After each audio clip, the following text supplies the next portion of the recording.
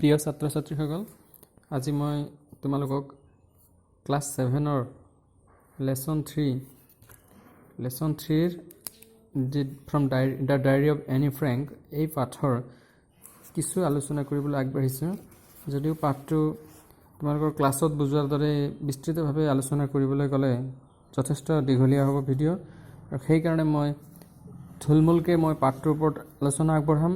আৰু তাৰপিছত মই কুৱেশ্যনৰ ফালেও মই হয়তো আগবাঢ়িবলৈ চেষ্টা কৰিম। ইয়াতে পাঠটোত প্ৰথমতে আছে যে তোমালোকৰ ডায়েৰী তোমালোকে কেতিয়াবা কিবা লিখিছানে বা তোমালোকৰ তেনেকুৱা বন্ধু আছে নেকি যাৰ লগত তোমালোকৰ মনৰ কথা তোমালোকে শ্বেয়াৰ কৰা, কেতিয়াবা ডায়েৰী লিখিছানে বা তেনেধৰণৰ তোমালোকক প্ৰথমতে তোমালোকে সোধা হৈছে, তোমালোকে সেইখিনি কথা তোমালোকে ভাবি চাবলৈ দিছে। ইয়াৰ পিছতে এইটো পেৰাগ্ৰাফত আছে যে 13 year old girl, এজনী 13 বছৰীয়া ছোৱালী। এনেই তোমালোকে ইয়াতে পাঠটো পঢ়োঁতে তোমালোকে কিছুমান গ্ৰামাটিকেল পইণ্টটো নোট কৰিব লাগিব, পাঠটোৰ সাৰাংশ বা মূল কথাখিনিও বুজি পাব লাগিব, নতুন শব্দও শিকিব লাগিব, কুৱেশ্যনো আলোচনা কৰিব লাগিব, তেতিয়াহে তোমালোকৰ লাৰ্ণিংটো সম্পূৰ্ণ হ'ব। যিহেতু তোমালোক ক্লাছ 7 পাইছা, এতিয়া ইয়াত চোৱা আৰম্ভণিত এই 13 year old girl বুলি কওঁতে এনে তোমালোকে 13 বছৰ বয়সৰ ছোৱালী বুলি ক'লে C is a 13 years old girl বুলি কোৱা হয়নে, ইয়াত এছ লগোৱা, কিন্তু সেইটো টাইপৰ পেটাৰ্ণত নাই।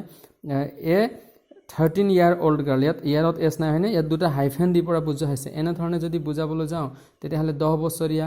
বা 10 টকীয়া নোট, 10 rupee নোট, তেনেকুৱাকৈ আমি এছটো আমি বহু বচন নিচিনা লাগিলেও আমি এছ লিখিবলগীয়া নহয়। তেনেধৰণৰ কথা ইয়াত নলেজটো ইয়াত তোমালোকৰ প্ৰথমত দুবাৰ দিয়া আছে, 13 year old girl হয়নে। ইয়াৰ পিছতে কৈছে যে কি তাই নেদাৰলেণ্ডৰ ছোৱালী হয়নে, 13 বছৰীয়া যিজনী ছোৱালীৰ কথা এই পাঠটোত আলোচনা কৰিব যোৱা হৈছে, যিটো পাঠৰ নামটোতে আছে এনি ফ্ৰেংক বুলি, এন ফ্ৰেংক বা এনে ফ্ৰেংক। এতিয়া তাইৰ বাৰ্থডেটো 12 জুনত আছিলে বুলি কৈছে হয়নে। আৰু এটা কথা 1942 চনৰ তাইৰ জন্ম হয়নে, আৰু নিৰ্দিষ্ট এটা দিন দেখুৱাই দিছে বা তাৰিখ দেখুৱাই দিছে যে 1942 চনৰ 12 জুনৰ দিনাখন তেওঁৰ জন্ম হৈছিলে, আৰু সেইকাৰণে নিৰ্দিষ্ট তাৰিখৰ আগত অন প্ৰিপজিশ্যন বহে, আৰু সেই প্ৰিপজিশ্যন বহা এই নিয়মটো তোমালোকে ইয়াত শিকিছা। এনেধৰণে অন্য যদি তাৰিখৰ আগত তোমালোকক যদি কেতিয়াবা প্ৰিপজিশ্যন বহাবলৈ দিয়ে, সেই দিনটোত কিবা এটা কাৰ্য হোৱা বুলি ক'লে তেনেকুৱা ক্ষেত্ৰত অন হ'ব। এতিয়া ইয়াতে ডায়েৰীৰ কথা, তাই যে ডায়েৰী এখন লিখাৰ অভ্যাস কৰিছিল সেইখিনি কথা ইয়াত পাবা। ইয়াতে তাৰ আগত প্ৰথমতে তোমালোকে ইয়াতে দুটা পেৰাগ্ৰাফৰ তাইৰ বিষয়ে কিছু পৰিচয় দিয়া যত্ন কৰিছে। তেওঁৰ ফাদাৰ আছিলে অটো এইচ ফ্ৰেংক, তেওঁৰ মাদাৰ আছিলে এডিথ ফ্ৰেংক। তেওঁৰ জন্ম বৰ্ণ অন 12 জুন 1929, 1929 চনৰ 12 জুনত তেওঁৰ জন্ম হৈছিলে, আৰু সেইকাৰণে নিৰ্দিষ্ট তাৰিখৰ আগত অন হৈছে। একচুৱেলি ইয়াতে যিটো 1942 চনৰ যিটো 12 জুন, এইটো তেওঁৰ জন্মৰ তাৰিখ, জন্মদিন আছিল। 42 চনৰ 12 জুনটো তেওঁৰ জন্মদিন আছিলে, কিন্তু তেওঁৰ একচুৱেলি জন্মৰ চনটো 42 চন নহয়, 1929 চন তেওঁৰ জন্ম চন আছিলে। গতিকে তেতিয়া সেইকাৰণে 29 চনৰ পৰা কিমান 42 চনলৈকে তেওঁৰ টোটেল বয়স 13 year, 13 বছৰ হয়নে। তোমালোকে হিচাপ কৰি চোৱাচোন 29ৰ পৰা 42লৈকে। তাৰপিছত তেওঁৰ ফাদাৰৰ কথা, এইখিনি মাদাৰৰ নেম, এনেকৈ তেওঁলোক যে কনচেনট্ৰেশ্যন কেম্পত আছিলে, তেওঁলোকে সেই সময়তে যিহেতু কিবা যুদ্ধ World War II চলি আছিলে, দ্বিতীয় বিশ্বযুদ্ধ, তোমালোকে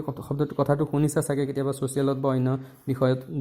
World War II মানে দ্বিতীয় বিশ্বযুদ্ধ। গতিকে যিটো 1945 চনত হৈছিল হয়নে, গতিকে 1945 চনত যিহেতু দ্বিতীয় বিশ্বযুদ্ধ চলি আছিলে World War II, আৰু সেইকাৰণে ছেকেণ্ড ৱৰ্ল্ড ৱাৰ চলি থকাৰ কাৰণে তেওঁলোকে একোটা কেম্পত, শিবিৰত তেওঁলোক থাকিবলগীয়া হৈছিলে। আৰু কৈছে কি World War II তেওঁলোকৰ ফেমিলিৰ পৰা চল মেম্বাৰ, একমাত্ৰ মেম্বাৰ হিচাপে যিজন বাচি থাকিল, ছাৰ্ভাইভ বুলি কৈছে, বাচি থকা কৈছে অটো ফ্ৰেংক, তেওঁৰ ফাদাৰ অটো ফ্ৰেংকে বাচি থাকিছিল, বাকীখিনি মৃত্যু হৈছিল। অৰ্থাৎ এনেও পিছত এনি ফ্ৰেংকেও মৃত্যু হোৱা কথা ইয়াত আমি গম পাইছোঁ। ঠিক ইয়াত ডু চি হেড ষ্টাৰ্টেড, যদিও তাই ষ্টাৰ্টেড কৰিছে লিখা, যদিও বুলি কৈছে হয়নে। ইয়াতে এই ডু আৰু এই আৰম্ভণিতে এটা ডু আছে, এই দুটাৰ প্ৰনাউন্সিয়েশ্যনৰ কথাটো তোমালোকে ইয়াতে শিকিব বা তোমালোকে সোঁৱৰি পৰা কথাটো ভাবি চাব লাগিব। এইটো ডু বুলি কওঁতে মই ইয়াতে বহি এখনত তোমালোকে দেখুৱাবলৈ যত্ন কৰিছোঁ। প্ৰথমতে আৰম্ভণিতে যিটো ডু আছিল এইটো, আৰু ইয়াত পিছত যিটো ডু আছে THOUGH, যদিও শুনা দুইটা ডু একেই, কিন্তু কিছু ডিফাৰেঞ্চ আছে ইয়াতে। চোৱা, এইটো প্ৰথমটো ডু বুলি ক'ব লাগিব, যিটো আমি অসমীয়া যিটো মূৰ্ধন্য ডৰে আমি ষ্টাৰ্ট কৰোঁ সেই ডুৰ ইয়াত প্ৰনাউন্সিয়েশ্যন হ'ব আৰু ইয়াত আনহাতে যিটো ডু বুলি কওঁ ইয়াত আমি দন্তীয় ডৰে প্ৰনাউন্সিয়েশ্যন হ'ব THৰ পৰা যিটো দ হয় যিমানবোৰ দ হয় দিছ ডেট যিমানবোৰ দা বুলি কওঁতে এনেকুৱা যিমানবিলাকৰ ক্ষেত্ৰত দন্তীয় ডৰ নিচিনাহে উচ্চাৰণ কৰিব লাগে আৰু ডিৰ পৰা যিবিলাক দ হয় সেইটো মূৰ্ধন্য ডৰ নিচিনা উচ্চাৰণ যেনেকৈ ডগ ডংকি এনেকুৱা ডিফাৰেন্সটো যদি মনত ৰাখি তেনেকৈ উচ্চাৰণ কৰিবলৈ যত্নপৰ হোৱা তেতিয়াহ'লে তোমালোকে কি হ'ব আনে ক'লে তোমালোকে বেলেগেও যদি পঢ়ি পৰা তোমালোকে কেতিয়াবা যদি লিখিবলৈ দিয়ে তোমালোকক ৰিডিং কৰি দিয়ে বেলেগে তোমালোকে লিখিবলগীয়া হয় তেতিয়া তোমালোকে সেই ডু আৰু সেই ডুৰ কোনটো কৈছে সেইটো বুজিবলৈ সক্ষম হ'বা আৰু ইয়াৰ লগতে মই মিনিংটো কৈ থওঁ এই ডুটো চাপ'জ এটা ভাৰ্ব এটা কৰা বুজায় বা কেতিয়াবা এটা কুৱেশ্যন পেটাৰ্ণত আৰম্ভণিতে হেল্পিং ভাৰ্ব হিচাপেও বহে কিন্তু এই ডু মানে কি যদিও গতিকে এতিয়া যদিও তাই ৰাইটিং কৰিবলৈ আৰম্ভ কৰিছিল 1942তহে আৰম্ভ কৰিছিল বুলি কৈছে হয়নে গতিকে ইয়াতে এতিয়া আমি পাইছোঁ যে এই প্ৰথম অংশটোত তাইৰ বিষয়ে কিছু ইন্ট্ৰডাকশ্যন কৰিলে ইয়াৰ পিছৰ পেজলৈ যাওঁ ইয়াৰ পিছৰ পেজত প্ৰথমতে আছে যে ইয়াত দিছে যে ছানডে 14 জুন 1942 যে 1942 চনৰ 14 জুনৰ দিনাখন ছানডেৰ কথা আছে সেইদিনাখন ছানডেৰ দিনাখন তাই প্ৰথমতে এইটো ডায়েৰীটো লিখিছিল যিহেতু এইদিনাখন তাই ডায়েৰী লিখিছিল তাইৰ ডায়েৰী এণ্ট্ৰি ইয়াত দিছে ডায়েৰীৰ পৰা তাইৰ এটা পেজ উঠাই দিছে সেই পেজটো তাই কোনদিনা লিখিছিল ছানডেৰ দিনাখন লিখিছিল 14th জুন আছিল 1942 চনৰ কথা আছিলে যিহেতু তাই 12 জুনত তাই যিহেতু দেখিছা তোমালোকে এই 12 জুনত তাই কি পাইছিল তাইৰ বাৰ্থডে আছিলে ইয়াতে পঢ়িলে গম পাবা যে 12 জুনৰ দিনাখন বাৰ্থডে দিনাখন তাই ডায়েৰীটো গিফ্ট পাইছিলে আৰু 12ৰ পাছত 13 14 অৰ্থাৎ এদিন দ্বিতীয় দিনাখনৰ পৰা তাই ডায়েৰীখন লিখিবলৈ আৰম্ভ কৰিছিল আৰু ইয়াতে 12 জুনৰ কথা তাই কি কৰিছিল তাই 6 o'clockত তাই উঠিছিল এইখিনি কথা উঠিছিল নহয় 6 o'clockত ৱক আপ সাৰ পাইছিল এই কথাটো আছে গতিকে এটা কথা মন কৰা আকৌ প্ৰিপজিশ্যনৰ কথা আহিল এট অৰ্থাৎ 6 o'clock অৰ্থাৎ 6 বজা নিৰ্দিষ্ট সময় একোটা নিৰ্দিষ্ট বজাৰ কথা 7 বজাই হওক বা 10 বজাই হওক বা 12 বজাই হওক যদি তেনেকুৱা যিকোনো নিৰ্দিষ্ট প্ৰপাৰ টাইম যদি কয় তেনেহ'লে তাৰ আগত এট প্ৰিপজিশ্যন লিখিব লাগে সেইকাৰণে সেইটো এটা নিয়ম তোমালোকে লগতে শিকা যে নিৰ্দিষ্ট সময়ৰ আগত কি বহে এট প্ৰিপজিশ্যন বহে এতিয়া ঠিক ইয়াৰ আগত মই কৈছিলোঁ আগত আৰু এটা প্ৰিপজিশ্যন অন প্ৰিপজিশ্যন বহা কথাটো মই কৈছিলোঁ যে নিৰ্দিষ্ট কি আছিল নিৰ্দিষ্ট তাৰিখ লগতে 12ৰ কথাও জানি থোৱা যদি 12ৰ কথাও কয় তেতিয়া তাৰিখ বা 12ৰ আগত এটা নিয়ম মতে কি বহে যে অন প্ৰিপজিশ্যন বহা নিয়ম আছে এনেধৰণেৰে কিছুমান কথা তোমালোকে লগতে নোট কৰি মাইণ্ড কৰি যাব লাগিব লগতে পাঠটো বুজি পাব লাগিব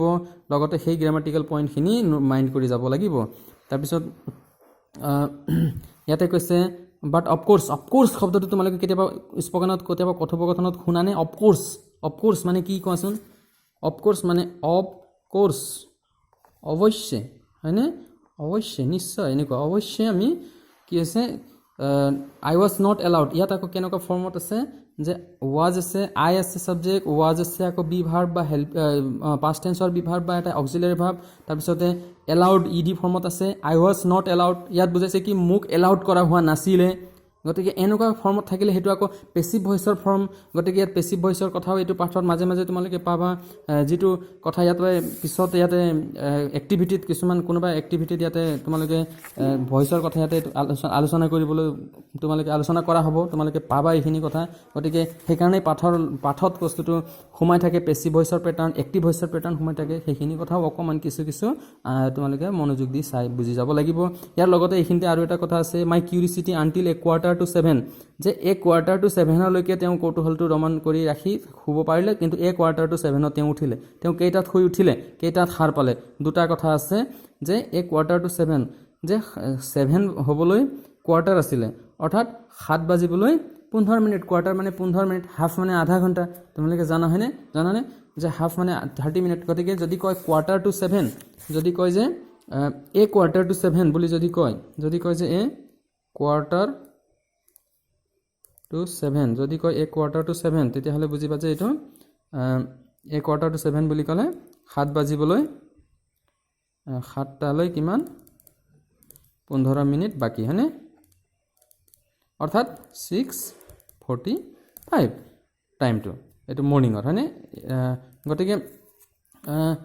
যদি ইয়াৰ উপৰি ইয়াৰ লগত তোমালোকে এইটো জানিব লাগিব 1/4 2 নকবাৰ যদি কয় 1/4 যদি কয় বোলে 1/4 তেতিয়াহ'লে কি হ'ব 7:30 হৈ যাব 30 মিনিট পাৰ হোৱাটো বুজাব ঠিক যদি 30 মিনিট নহয় 15 মিনিট যদি কি বুলি ক'ব যে 7:15 পাৰ হোৱাটো বুজাব ঠিক যদি কয় বোলে হাফ ফাষ্ট তোমালোকে যদি 7:30 ক'বলগীয়া হয় ইংলিছত কি বুলি ক'বা কোনোবাই যদি কয় তোমালোকক 7:30 বাজিছে এতিয়া কেইটা বাজিছে ইংলিছত কোৱাচোন তোমালোকে স্পোকেন ইংলিছৰ কাৰণে বা ইংলিছত তোমালোকে কেতিয়াবা ক'বলগীয়া হ'ব দুই এটা কথা চৰ্চা কৰিব লাগিব এতিয়াৰ পৰা তোমালোকে ইংলিছত দুই এটা চৰ্চা কৰিব লাগিব তেতিয়া কি বুলি ক'বা 7:30 বাজিছে তেতিয়া কি এনেকুৱা 7:30 বাজিছে যেনিবা কি ক'বা 7:30 ক'বা 8:30 বাজিছে 8:30 ক'বা যদি বোলে কি হৈছে বোলে 5 মিনিট পাৰ হৈছে 7:05 হৈছে কি ক'বা 5 minutes past 7 তেনেকুৱা টাইপত তোমালোকে ক'ব লাগিব গতিকে সেই নলেজটো দিবৰ কাৰণেও তোমালোকক এইটো পাঠৰ এই পাৰ্টটো গ্ৰহণ কৰা হৈছে ইয়াত দিয়া হৈছে গতিকে 1/4 গতিকে ইয়াৰ পিছতে আহিল তেওঁৰ বিষয়ে যে ওৱান টু দ্য ডাইনিং তেওঁ ডাইনিং ৰুমত গ'ল শুই উঠি হয়নে ডাইনিং ৰুমত তেওঁ ৰিচিভ কৰিলে আই ৰিচিভ তেওঁ পালে কি পালে ৱেলকাম পালে হয়নে ৱাৰ্ম ৱেলকাম একদম উষ্ণ আদৰণি পালে কাৰ পৰা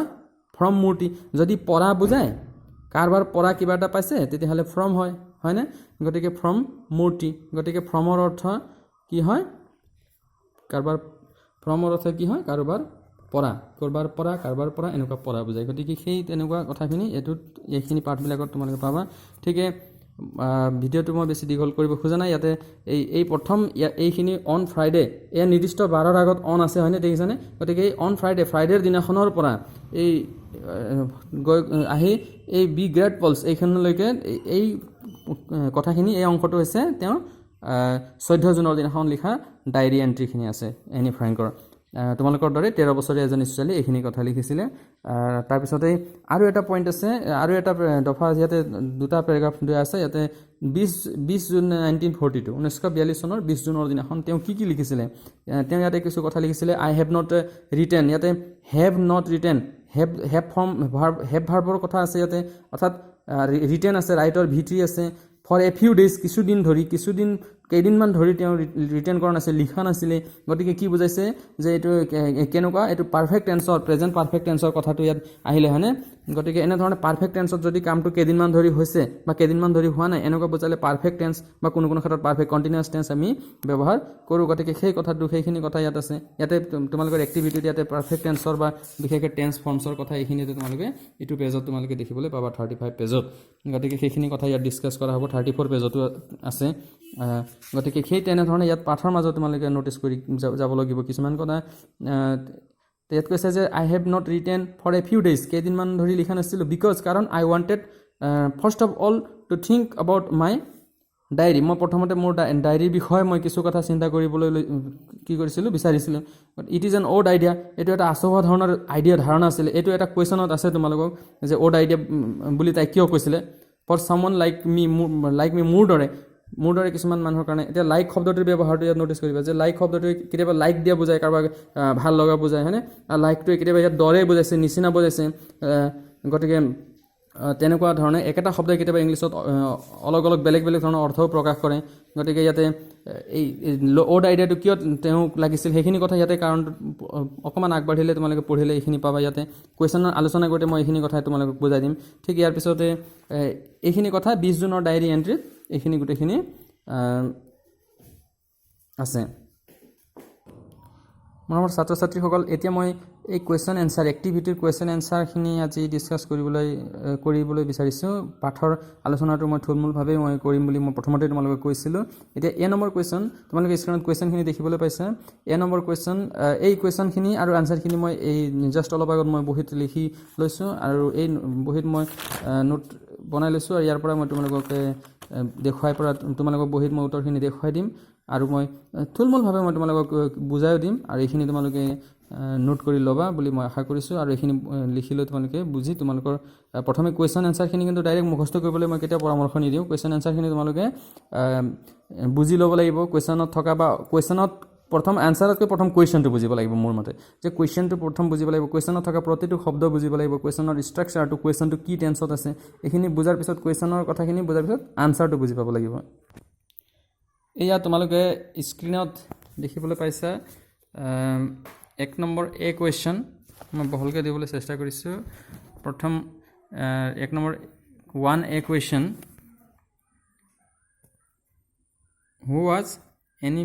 where was Annie Frank from where was where B number question আৰম্ভণিতে আছে how C আৰম্ভণিতে আছে what D number question আৰম্ভণিতে আছে why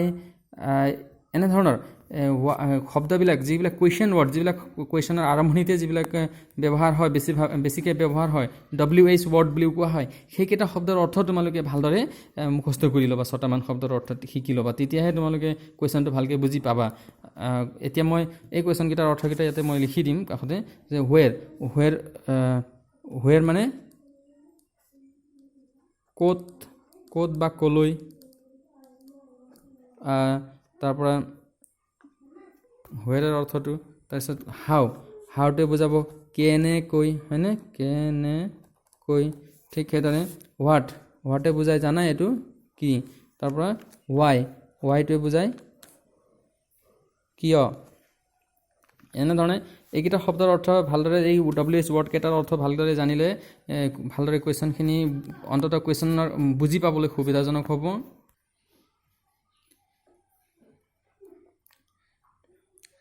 Annie Frank was from the Netherlands এতিয়া কুৱেশ্যনৰ আনসাৰ কৰোঁতে তোমালোকক মই বাৰম্বাৰ কওঁ আকৌ কৈছোঁ যে কুৱেশ্যনৰ আনসাৰ কৰোঁতে কুৱেশ্যনটো বুজাৰ পিছত আনসাৰটো তোমালোকে প্ৰথমে মনলৈ আনিবা তাৰপিছতে মূল উত্তৰটো মনত অহাৰ পিছত ইংলিছত কেনেকৈ কুৱেশ্যন আনসাৰটো লিখিব লাগে কুৱেশ্যনৰ বেছিভাগ শব্দ আনসাৰৰ কিছুমান শব্দ কুৱেশ্যনত থকা শব্দৰ পৰাই লিখিবলগীয়া হয় বিশেষকৈ আৰম্ভণিটো প্ৰায় তেনেকুৱাই হয় গতিকে ইয়াত চোৱা এনি ফ্ৰেংক was from এই চাৰিটা শব্দ কুৱেশ্যনতে আছে হয়নে এনি ফ্ৰেংক আছিল ক'ৰ পৰা এতিয়া উত্তৰটোহে দ্য নেদাৰলেণ্ডছ সেইটোহে ইয়াতে লিখিবলগীয়া ইয়াতে বেলেগকৈ নতুনকৈ যোগ দিবলগীয়া হৈছে কিন্তু তাকে লিখিবলৈ যাওঁতে মিলাই পৰা যদি লিখা নাযায় তেনেহ'লে বাক্যটোৰ গাঁথনিটো ভুল হ'ব আৰু নম্বৰ হেৰুৱাবা এতিয়া বি নম্বৰত চোৱা তেনেকুৱা কথা আছে how has the voice of Anne Frank reached out across continents and generations এতিয়া এই কুৱেশ্যনটোৰ আনচাৰটো লিখোঁতেও দ্য ভইচ তাৰ পৰা লিখা হৈছে কুৱেশ্যনতে আছে the voice of the Anne Frank reached out across continents and generations সেইখিনি লিখিহে তাৰপিছত ফ্ৰম হাৰ ডায়েৰী তাইৰ ডায়েৰীৰ পৰা তেনেকৈ লিখা হৈছে ঠিক C number what did Anne Frank এতিয়া এই এনি ফ্ৰেংকৰ পৰাই উত্তৰটো আৰম্ভ হৈছে Anne Frank see lying on the table among her other birthday presents এইটো কওঁতে এনি ফ্ৰেংক লিখি চিটো কিন্তু চ লিখিবলগীয়া হৈছে কিয়নো চিৰ পাষ্ট টেন্স লিখিব লাগিব যিহেতু ডিড আছিল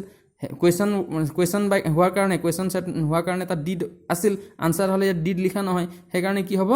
চিৰ পাষ্ট টেন্স চ' কৰিব লাগিব গতিকে Anne Frank saw' a diary lying on the table তাৰপিছত গোটেইখন লিখিব লাগিব among her other birthday presents গতিকে ডট দি দিলোঁ মই বুজি পাইছে ঠিক D number why did Anne Frank remain in her bed dot দি দিছোঁ কুৱেশ্যনটো গতিকে এনি ফ্ৰেংকে কিয় বিচনাতে শুই আছিল 6:45 7টা বজালৈকে তেনেকৈ আছে কুৱেশ্যনটো যে এনি ফ্ৰেংক 7টা বজালৈ 15 মিনিট থকালৈকে Anne Frank remain in her bed lying till 6:45 on her birthday because he was not allowed to get up আৰ্লিৰ পৰা আৰ্লিয়াৰ হৈছে ইয়াতে আকৌ গ্ৰামাটিকেলি তোমালোকৰ কম্পাৰেটিভ ডিগ্ৰীৰ শব্দটো ব্যৱহাৰ হৈছে আৰ্লি আৰু আৰ্লিয়াৰ গতিকে বেছি আগত তাতকৈ বেছি আগত বুজাইছে তুলনামূলকভাৱে সেইকাৰণে তাইক এলাউড কৰা হোৱা নাছিলে আৰু এতিয়া ইয়াতো গোটেইখিনি শব্দ আধাখিনি শব্দ কুৱেশ্যনৰ পৰা আহিছে আৰু বিকজৰ পৰাহে আনচাৰ শব্দটো আহিছে গতিকে মুখস্থ কৰোঁতে বা মনত ৰাখোঁতেও বা বুজি যদি পোৱা তোমালোকে যে এনি ফ্ৰেংকে কোনখিনি শব্দ কুৱেশ্যনৰ পৰা আহিছে কোনখন অতিৰিক্তভাৱে যোগ দিয়া হৈছে সেইখিনি যদি তোমালোকে ছিপাৰেট কৰি পৰা বুজি পোৱা তেতিয়াহ'লে ভালকৈ মনত ৰাখিবলৈ সুবিধাজনক হ'ব ডি তাৰপিছত ই number Who does you in the lesson refer to? In the lesson you refers to Annie's diary বা কিটি ইউ ৰেফাৰত এছ লাগিল কাৰণ ডাজ আছিল কুৱেশ্যনত হয়নে গতিকে সেই তেনেকুৱা মিষ্টেকবিলাক ল'ৰা ছোৱালী কৰে সেইটো ষ্ট্ৰাকচাৰেলি ভুল হ'ব যদি এছটো যদি নিলিখা কিন্তু প্ৰশ্নত এছ নাছিল ৰেফাৰ আছিল ঠিক F number what is camera obscura is a party game who welcomed Anne in the dining room মূৰ্তি the cat welcomed Anne in the dining room why does Anne Frank think it is an odd idea for someone like her to keep a diary এই কথাটোৰ আনচাৰটো তোমালোকে কিতাপতে কোনখনত আছে অথনি odd আইডিয়াৰ বিষয়ে মই discuss কৰিছিলোঁ এইখিনিতে দেখাবলৈ যত্ন কৰিছোঁ অড আইডিয়াৰ বিষয়ে এইখিনিতে আছে ইয়াতে অলপ দীঘলীয়াকৈ আছে not only it is an odd idea for someone like me to keep a diary not only because I have never done so before but because it seems to me that neither I nor that এনেকুৱা দীঘলীয়া আছে তাক মই মূল পইণ্টলৈ আনি পৰা আনচাৰটো এনেকুৱাকৈ লিখিবলৈ যত্ন কৰিছোঁ দেখুৱাইছোঁ যে দুটা পইণ্ট আছে যে firstly Anne had never done so' before secondly nobody would be interested in it so' Anne Frank thinks it to be an odd idea ঠিক আছে এতিয়া I number how does Anne Frank describe her feelings in one of her slightly melancholy days melancholy days মানে দুখ লগা দিন দেই এইটো slightly মানে সামান্য আৰু মেলানকলি ডেইজ মানে হ'ল দুখ লগা দিন যে লিখি দিছোঁ সামান্য কিছু মানে দুখ লগা দুখৰ দিন যে দুখৰ দিনবোৰত কেনেকুৱা তাই এদিন এটা দুখৰ দিনত তাই কেনেকৈ তাইৰ ফিলিংবিলাক কেনেকুৱা ধৰণৰ এনি ফ্ৰেংকৰ ফিলিংবিলাক কেনেকৈ তাই ডেছক্ৰাইব কৰিছে কি ধৰণে তাই ডেছক্ৰাইব কৰিছে তাই ডেছক্ৰাইব কৰাৰ উপায়টো ব্যৱস্থাটো কি in one of her slightly melancholy days দুখৰ দিনত সামান্য দুখৰ দিনত Anne Frank describes her feelings through her diary because তাই ডায়েৰীৰ পৰা তাই ডায়েৰীৰ যোগেদি তাই এক্সপ্ৰেছ কৰিছে ফিলিংবিলাক তাই ডেছক্ৰাইব কৰিছে বিৱৰণ কৰিছে কাৰণটো paper is more patient than men কাৰণ তাই কৈছে যে পেপাৰ কি হয় মানুহতকৈ বহুত ধৈৰ্যশীল হয় ইয়াতে তাই এটা ছেইং এটা দিছে এইখিনিতে পাঠতে যে there is a saying that paper is more patient than men যে পেপাৰ মানুহতকৈ কাগজ বেছি পেচেণ্ট অৰ্থাৎ তাই কাগজত বা ডায়েৰীত যদি লিখি থওঁ তেনেহ'লে সেইটো কথাটো কি হ'ব গোপনীয় হৈ থাকিব বা কথা সেই ডায়েৰীখনে তোমাক ঠাট্টা নকৰে মস্কৰা নকৰে কিন্তু তোমাৰ দুখৰ কথাবোৰ যদি যাক তাক কোৱা যদি ৰিয়েল ফ্ৰেণ্ড নহয় তেনেহ'লে কি কৰিব তেওঁ সেই ঠাট্টা কৰিব বা তেওঁ হাঁহিব গতিকে সেই তেনেকুৱা কিবা চেন্সত তাই কৈছে এনি ফ্ৰেংকে কৰিছে কি যে কেনেধৰণে কি পদ্ধতিৰে তাই ডেছক্ৰাইব কৰিছে তাইৰ ফিলিংবিলাক যে পেপাৰৰ যোগেদি বা ডায়েৰী এখনৰ যোগেদি তাই ডেছক্ৰাইব কৰিছে গতিকে এইখিনি কুৱেশ্যন ইয়াৰ পিছত আৰু এটা কুৱেশ্যন আছে হু ইজ কিটি কোন এইটো তোমালোকে ইয়াতে অধ্যয়ন কৰি তোমালোকে পঢ়ি পৰা নিজে লিখিবা এটা কুৱেশ্যন মই তোমালোকলৈ এৰি দিছোঁ অতি সহজ কুৱেশ্যন আৰু এটাই ঠিক নহয় আচলতে কিন্তু কম্প্ৰিহেনশ্যন টেষ্টৰ কুৱেশ্যন এটাই তাৰোপৰি 2 নম্বৰতে আছে যে ডেট অফ বাৰ্থটো লিখিব লাগিব তাইৰ অথনি তোমালোকে পাইছিলে 29 চনৰ কিমান 12 জুন গতিকে সেই তাৰিখটো date of birth year of death মৃত্যুৰ চনটো বা date of starting her diary প্ৰথম কোনদিনাখন তাই লিখিছিলে গতিকে এইটো আছিলে 14 জুন হয়নে গতিকে এইখিনি কথা তোমালোকে নিজে কৰিবৰ কাৰণে মই এৰি দিলোঁ আৰু মই পৰৱৰ্তী ভিডিঅ'ত মই তোমালোকক এই পাঠৰে অন্যান্য এক্টিভিটি আছে ইয়াতে এইটো পেজ নম্বৰ 35ত আৰু লগতে 34ত আছে আৰু তাৰপিছতো আছে মই এইখিনি টেন্সৰ কথা আছে টেন্সৰ যথেষ্ট গুৰুত্বপূৰ্ণ আৰু যথেষ্ট দীঘলীয়া হ'ব গতিকে মই এইটো বেলেগ এদিন মই বেলেগ ধৰণে মই এইটো ভিডিঅ' এটা শ্বেয়াৰ কৰিম তোমালোকৰ লগত ঠিক ইয়াৰ লগতে ৰেগুলাৰ ভাৰ্ব আৰু ইৰেগুলাৰ ভাৰ্বৰ কথাও আছে এইটো পেজ নম্বৰ 36ত আছে সেই একেটা লেচনৰে গতিকে আৰু 37ত আছে 37 পেজত আছে তোমালোকে স্ক্ৰীনত দেখিবলৈ পাইছা পেছিভ ভইচ এক্টিভ ভইচৰ কথা এক্টিভ এণ্ড পেছিভ ভইচৰ কথা এইখিনিও কোনোপধ্যে এৰাই চলিব নোৱাৰি এইখিনি অতি ইম্পৰ্টেণ্ট কথা ইংৰাজীৰ কাৰণে ইংলিছৰ গ্ৰামাৰৰ অতি ইম্পৰ্টেণ্ট পইণ্টবিলাক তোমালোকক ইয়াতে দিছে পাঠভিত্তিক ব্যাকৰণ হিচাপে দিছে এইখিনি ভইচৰ কথা আছে ভইচ চেঞ্জ কৰিবলৈও দিছে ভইচ চেঞ্জ কৰা কিছুমান দেখুৱাইছে গতিকে এইখিনি কথা মই তোমালোকৰ লগত ডিছকাছ কৰিম ষ্টৰি বুক ৰিডিঙৰ কথাও ইয়াতে আছে তোমালোকক ডায়েৰী এণ্ট্ৰিৰ কথা ডায়েৰী এখন লিখিবৰ কাৰণে তোমালোকে উৎসাহিত কৰা হৈছে লাষ্টত তোমালোকৰ এটা ডায়েৰী তোমালোকৰ ডায়েৰী এটা লিখাৰ কাৰণে এই পেজটো দিছে তোমালোকৰ এদিনৰ কথা তোমালোকে ইয়াত লিখিবৰ কাৰণে দিছে তোমালোকে কি কৰিলা চাপ'জ এতিয়া তোমালোকে কৰোণা ভাইৰাছৰ কাৰণে ঘৰতে আবদ্ধ হৈ আছা ঠিক যিদৰে বিশ্বযুদ্ধৰ কাৰণে এনি ফ্ৰেংকত কি হৈ আছিলে কনচেনট্ৰেশ্যন কেম্পতে আবদ্ধ হৈ আছিলে ঠিক এতিয়া তোমালোকে কি কৰিবা ঠিক প্ৰায় তেনেকুৱা নিচিনা এটা ছিচুৱেশ্যন এতিয়া য'ত ওলাই যাব নোৱাৰি খেলিব যাব নোৱাৰি তেনেকুৱা এটা ছিচুৱেশ্যনত কি হৈছে